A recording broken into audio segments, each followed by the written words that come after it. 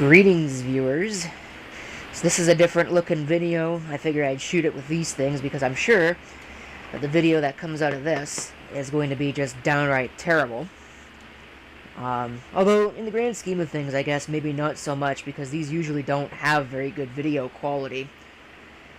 That being said, it's interesting to note that at least I think somewhere on this box it noted that it was 1080p. Yeah, right there. 1920 by 1080. 1080p? We'll see about that.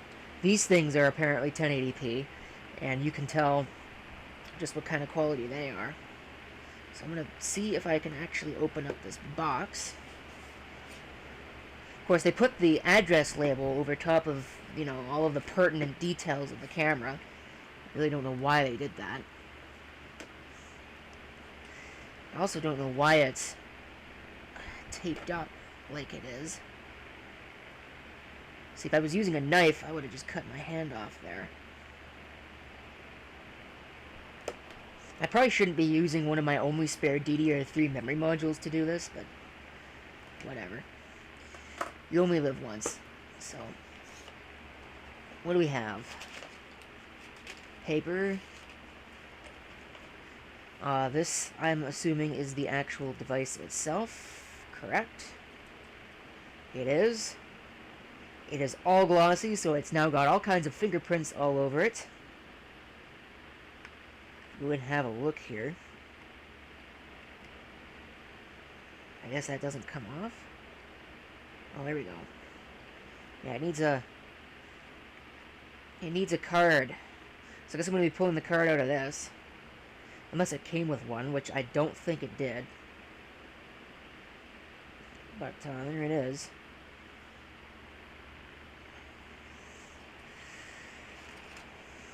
Alright, that is an empty bag. So I can go in the garbage. Put it in the recycling instead, but what I had in mind, what's this? I have no idea. I guess those are your little tools or something? Anyway. Here is the actual camera, which plugs into with the regular USB plug. It's like 10, I think it's 10 meters. Or is it 10 feet? 10 meters. 10 meters of cable. I didn't want that, but that was the only option you had. And it actually was exactly the same price as I remember it. But I'll let you know. I'm actually probably going to put a link to the listing in the video description. There is the user's manual for the model F200. But yeah, no, it does not come with an SD card, so I'm going to have to add one myself. Which means I'm going to be using the card out of these things.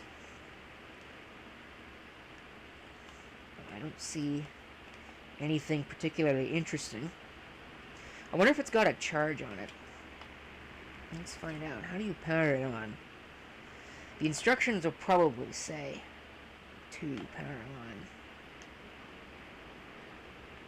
Oh, it does have a charge.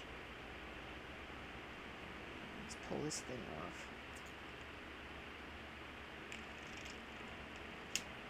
No signal. Well, of course not. I haven't plugged in the camera yet. Doesn't have much of a charge. So I think I'll go ahead and I'll charge it. And I might hook that up and see what it sees. Okay. So I've gone ahead and charged it a fair bit. Now the cable here, it looks like this cable will actually retain its shape, so you can bend it any which way you want. It's a pretty thick cable. The same is true, basically, of the USB charging cable. It's actually a fairly decent quality. I mean, it's not as good as the cable for the camera, but it's still pretty beefy for something from China. Now, let's see what kind of video quality this thing actually produces, because I've never plugged this in. So we'll go ahead and we'll power it on. And let's have a look. And, wow. You know what? That's actually not that bad. I think it's sideways. And I suspect that's upside down. So, this is the right way up. So you can get an idea for what it sees outside. For being a Chinese camera, that's actually not as bad as I was anticipating. Now it says int. I don't know if it's actually got internal storage. I guess I'm going to find out. The manual says press to take a picture, which I'm guessing if you press and hold it.